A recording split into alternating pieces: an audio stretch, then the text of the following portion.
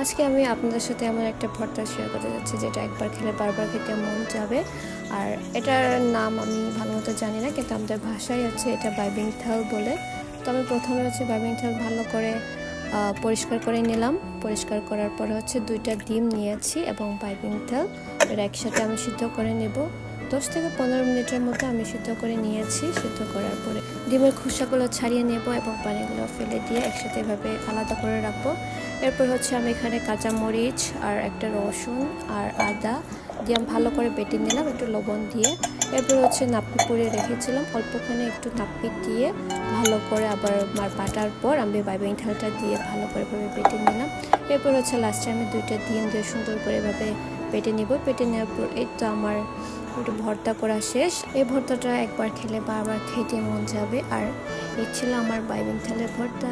Thanks for watching.